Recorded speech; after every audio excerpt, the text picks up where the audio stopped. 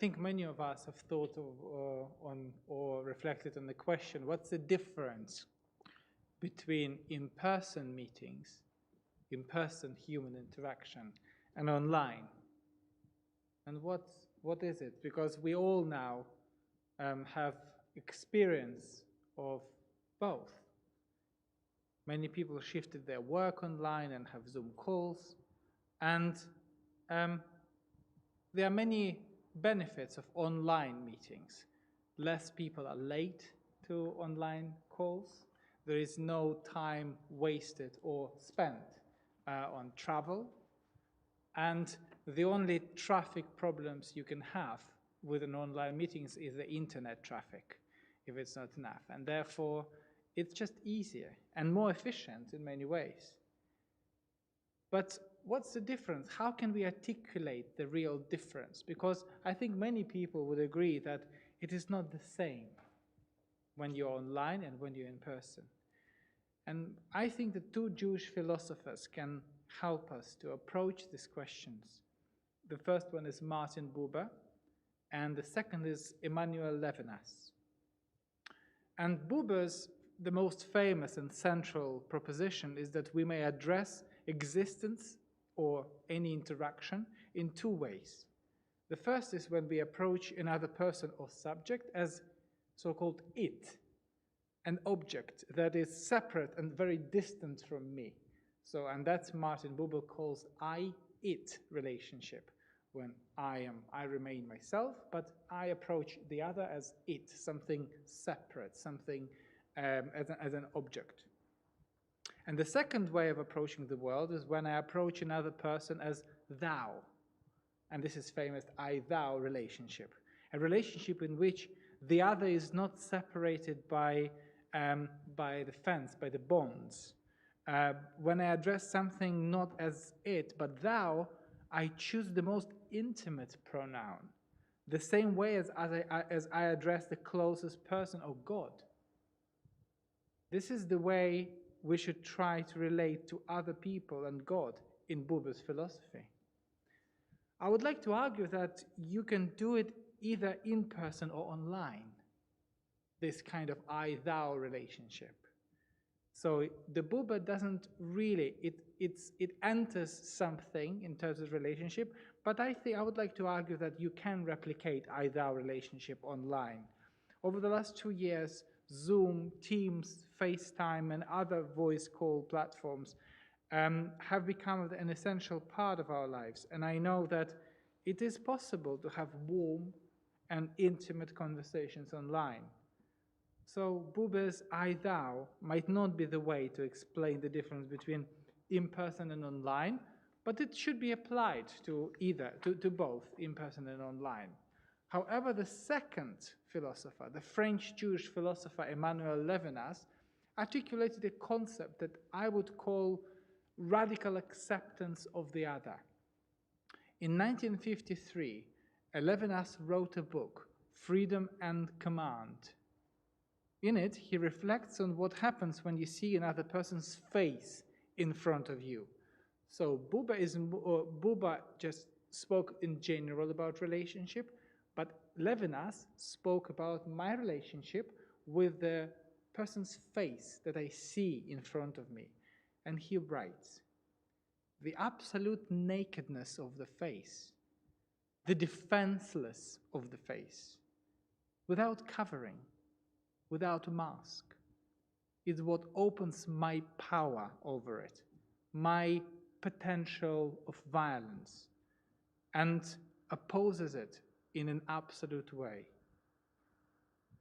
So in other words, when I see another person in front of me, on a very basic and primitive level, I begin to trust this person simply because they are not violent towards me. And I am not violent towards them. This is very basic and deep beginning of the close connection between people. And this might be the only explanation or the only distinction between online and the real world. No physical harm is possible on Zoom. or believe me, lots of other types of harm is possible on Zoom, but not physical. And that's the main difference. Therefore, there is a limit to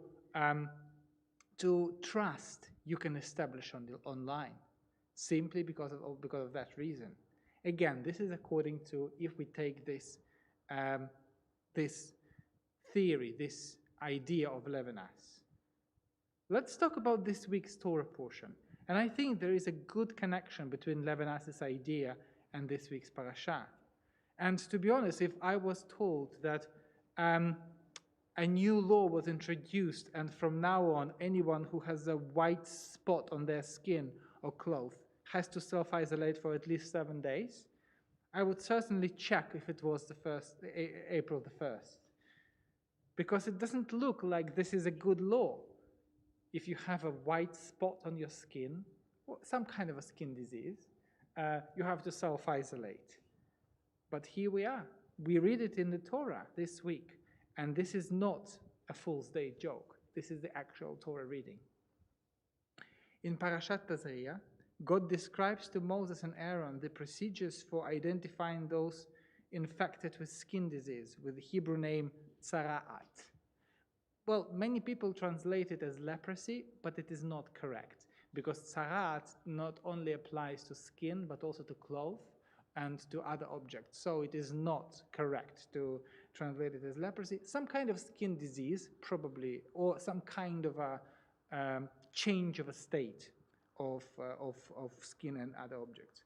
In any type of tzara'at, if any type of tzara'at appears, it shall be reported to Aaron, the high priest. The priest shall examine the skin for the contagious disease of tzara'at and pronounce the person clean or unclean. If the person is declared unclean, this person shall remain, it means that he or she has it, and they shall go and live outside the camp on the way to their isolation. While they're walking to the outside of the camp, they shall declare, they shall pronounce, say out loud to others, unclean, unclean. So, and that's we will hear more about this Torah portion tomorrow, and we will hear more. But I wanted to focus just on one simple idea today. The idea that being in physical presence with another person can be dangerous. And this is a very familiar idea to us, in our times. We don't need Levinas to express this notion today. The notion of spending time in isolation resonates with all of us. Today's tzara'at is not a skin disease, but coronavirus. Beth Kiselev, a journalist and teacher and the editor of the anthology Reading Genesis, wrote a short article about this week's Torah portion, and she has a very unusual take on this story. She notes that the root, she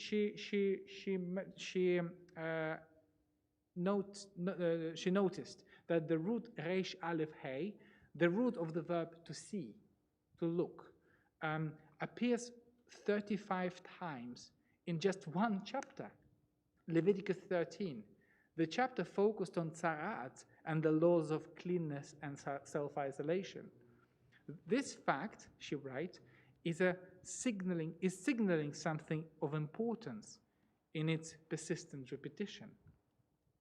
The consistent repetition of the verb to see may suggest, she writes, that being examined by the priest, being looked at, is an opportunity for the person affected by tzara'at to allow another human being to view them and enter into a therapeutic relationship. Once the person is seen, that individual can ask others for what he or she needs to become reintegrated back into the community after they're healed. The Talmud suggests that when people publicly declare unclean, when they shout to others, I am unclean, what they really do, the main reason for it, is to let the public know of your suffering, so they can pray for mercy on your behalf. It changes the story around. You become, from the story of self-isolation, it becomes the story of community and community support. When a person is suffering from a disease, it is easy to become self-isolated. Loneliness is not the answer to recovery and not the way to recovery. In a time of crisis, depression, and illness, it is not enough to think of practical solutions. We have to remain close to each other and support each other. In the time of isolation, we need to be present. In the time of building walls, we need to build bridges. And in the time of dividing people, we need to extend the hand of friendship to all. Shabbat Shalom.